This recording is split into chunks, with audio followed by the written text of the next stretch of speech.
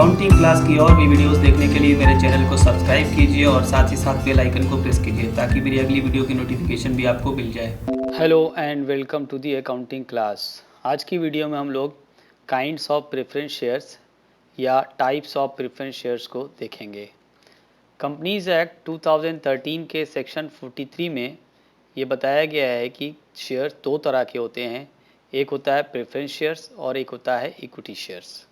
हम लोग इस वीडियो में ख़ास तौर से प्रेफरेंस शेयर्स की ही बात करेंगे। प्रेफरेंस शेयर्स की definition section 43 sub section B में दी गई है। प्रेफरेंस शेयर्स को प्रेफरेंस कहा क्यों जाता है? एक्चुअली प्रेफरेंस शेयर्स को दो तरह का प्रेफरेंस मिलता है।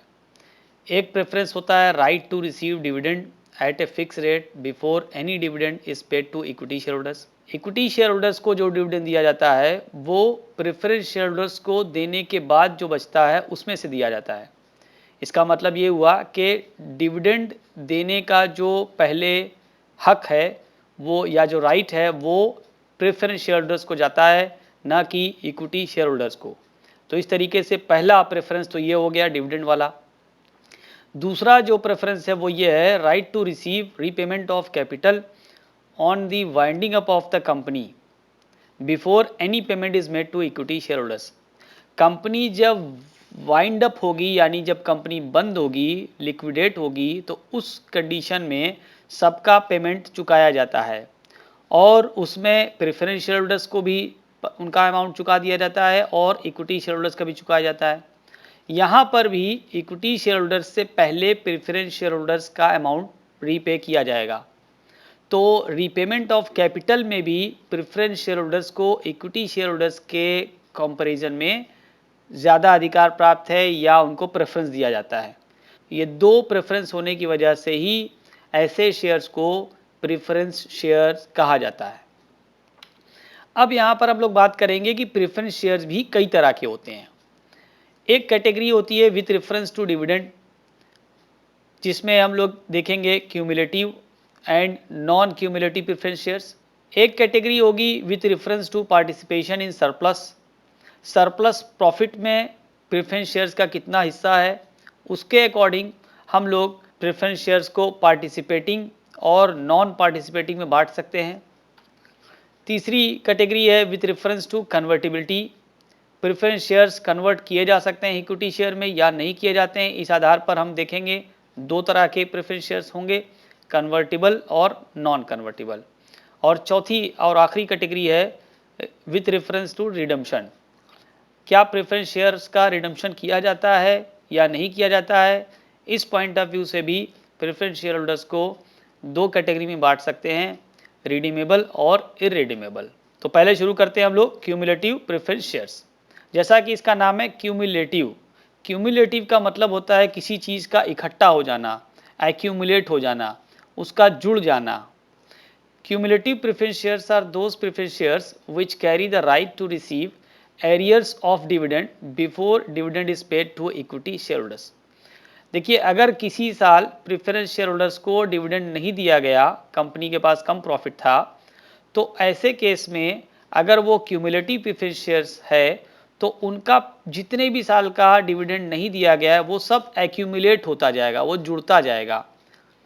और जिस साल कंपनी को प्रॉफिट होगा उस साल कंपनी पिछले सारे साल का प्रॉफिट जो उसने नहीं दिया है वो सब जोड़ करके कंपनी देगी ऐसे प्रेफरेंस शेयर होल्डर्स को।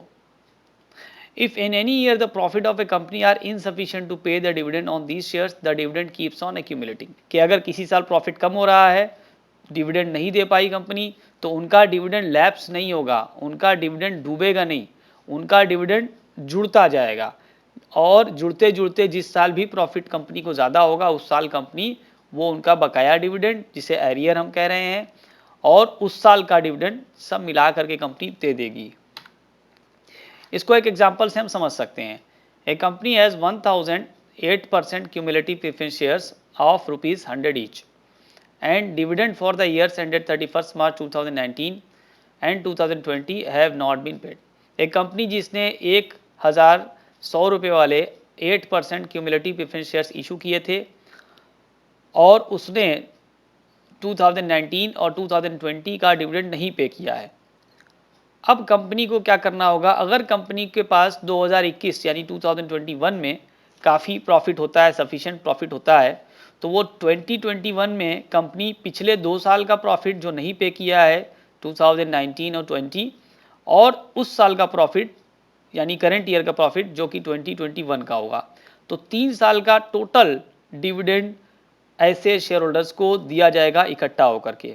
तो 3 साल का डिविडेंड निकालना पड़ेगा, वो इस तरीके से कैलकुलेट किया गया है।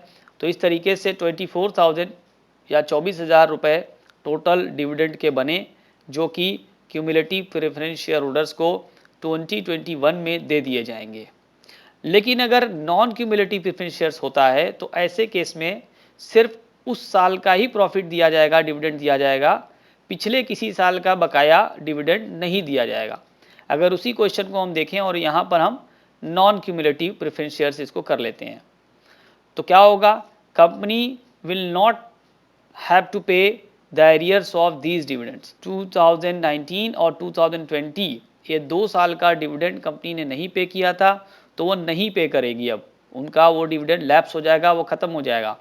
अब 2021 में 2021 में कंपनी सिर्फ और सिर्फ 21 का ही प्रॉफिट देगी। तो इस तरीके से there will be no accumulation of dividend on preference shares, और कंपनी 21 का डिविडेंड जो कि ऐसे निकलेगा 1000 इंटू 100 मल्टीप्लाइड बाई 8% जो कि 8000 होता है। कंपनी सिर्फ 8000 डिविडेंड प्रेफरेंस शेयर होल्डर्स को 21 में दे देगी। पिछला 2 साल का डिविडेंड लैप्स हो जाएगा, वो कंपनी नहीं देगी। तो ये तो रहा नॉन क्यूमुलेटिव प्रेफरेंस शेयर्स और क्यूमुलेटिव प्रेफरेंस शेयर्स।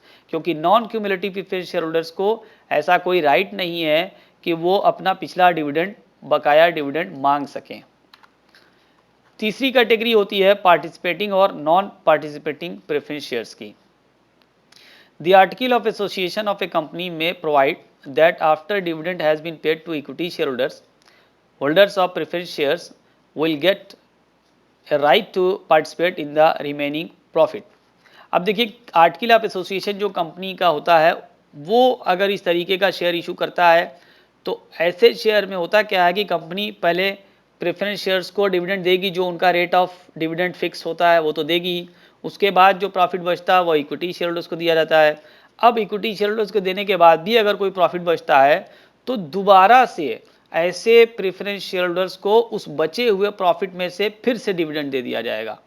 इसे ही कहते हैं पार्टिसिपेटिंग प्रेफरेंस शेयर्स। यानी एक बार उनको डिविडेंड मिल चुका है, लेकिन अगर इक्विटी शेयर होल्डर्स को डिविडेंड देने के बाद भी कुछ बचता है तो उस बचे हुए प्रॉफिट से, या जिसे हम रिमेनिंग प्रॉफिट या सरप्लस प्रॉफिट कह रहे हैं, उसमें से भी इनको मिलेगा। ठीक इसी तरीके से in the event of winding up, if after paying back both the preference and equity share holders there is still some surplus left, such shareholders are entitled to receive a predetermined proportion of surplus. यानी winding up के case में भी, winding up के case में क्या होता है, company सबका पैसा लौटा देती है। कंपनी इसी तरीके से लौटा देगी सबका पैसा। अब सबका पैसा लौटाएगी, यानी प्रेफरेंस शेयर होल्डर्स का लौटाएगी, इक्विटी शेयर होल्डर्स का लौटाएगी, अपनी सारी लायबिलिटीज़ को चुका लेगी। अब ये सब कुछ करने के बावजूद, ये सब कुछ करने के बाद भी अगर कंपनी को कुछ प्रॉफिट बचता है तो वहाँ वाइंडिंग अप के केस में भी उस बचे हुए प्रॉफिट का कुछ हिस्सा जो कि पहले से तय होगा वो पार्टिसिपेटिंग प्रेफरेंस शेयर होल्डर्स को दे दिया जाएगा। जबकि नॉन पार्टिसिपेटिंग प्रेफरेंस शेयर्स में ऐसा कोई डिविडेंड, ऐसा कोई सरप्लस उनको नहीं मिलता है। सच share get only A fix rate of dividend every year. जो उनका रेट ऑफ डिविडेंड फिक्स होता है बस उनको वो डिविडेंड दिया जाएगा। कंपनी के पास कितना भी सरप्लस प्रॉफिट हो, उस सरप्लस प्रॉफिट में से ऐसे शेयर होल्डर्स को कुछ भी नहीं मिलने वाला है।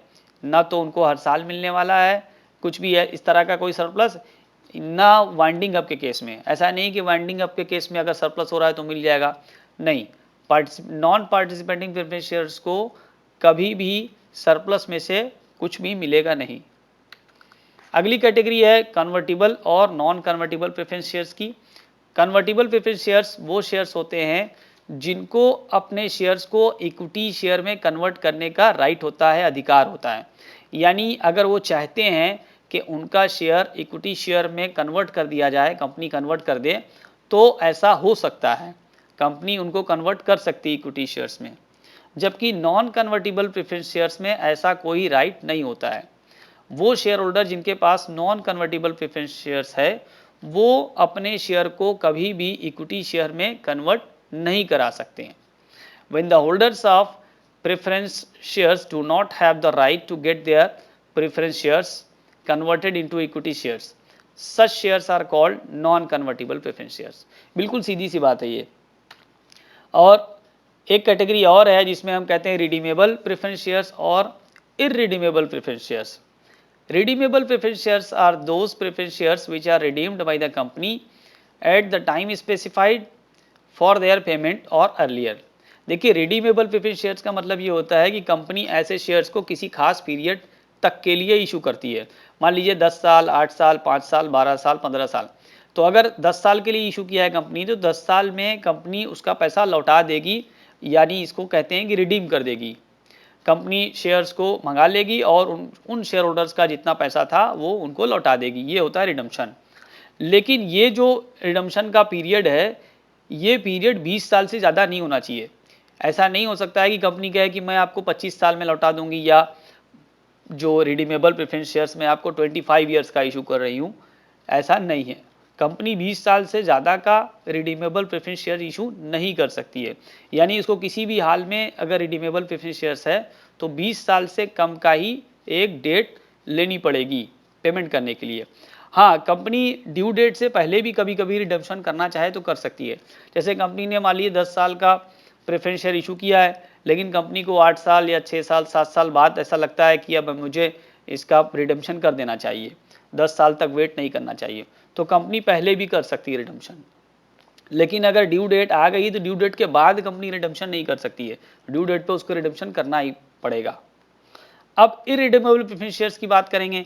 इररिडीमेबल प्रेफरेंस शेयर्स का मतलब ऐसे प्रेफरेंस शेयर्स जिनको कंपनी अपने लाइफ में रिडीम नहीं करती है। कंपनी जब तक कि बंद नहीं होगी, जब तक कि वाइंड अप नहीं होगी, कंपनी ऐसे प्रेफरेंस शेयर होल्डर्स का पैसा नहीं लौटाएगी या उनका रिडम्पशन नहीं करेगी। कंपनी के जो रिडीमेबल प्रेफरेंस शेयर्स हैं उसको 20 साल के अंदर रिडीम करना ही करना पड़ता है। तो 20 साल के बाद का कोई सवाल नहीं उठता है। After 20 years company share issue कर ही नहीं सकती है। देखिए आगे लिखा है the companies act 2013 does not permit issue of irredeemable preference shares. यानी अगर आप 20 साल के बाद की एक्सपायरी का कोई शेयर इशू करते हैं तो उसको भी इररिडीमेबल की ही कैटेगरी में रखा जाएगा। अगर आप ये कहें कि मैं 25 ईयर्स के बाद आपका रिडम्पशन करूंगा, आप भले ही करने के लिए तैयार हों कि 25 साल बाद इसका रिडम्पशन हो जाएगा, लेकिन उसको रिडीमेबल नहीं कहा जाएगा। तो मिला जुला के सीधी सी बात ये हो गई कि इरिडीमेबल तो ख़त्म है, हो नहीं सकता इशू, सिर्फ रिडीमेबल प्रेफरेंस शेयर इशू हो सकता है, और वो रिडीमेबल भी 20 साल के अंदर रिडीम हो जाना चाहिए। आप 20 साल से ऊपर की डेट नहीं ले सकते हैं। उम्मीद करते हैं सारी इन्फॉर्मेशन आपको यूज़फुल लगी होगी। तो अगर आपने मेरे चैनल को अभी तक सब्सक्राइब नहीं किया, इसको सब्सक्राइब कर दें और बेल आइकन को प्रेस कर दें ताकि मेरी हर वीडियो की नोटिफिकेशन आपको मिल जाए। इसी तरह की अगर और भी वीडियो आपको चाहिए या कोई और डिफ़िकल्ट टॉपिक आपको लगता है तो आप कमेंट सेक्शन में ज़रूर लिख दें, मैं उस वीडियो को भी बना दूंगा। वीडियो अगर पसंद आया हो तो इसको लाइक कर दें और शेयर करना ना भूलें। Thank you very much. अपना बहुत ख्याल रखिए। मिलते हैं अगली वीडियो में, तब तक के लिए गुड बाय।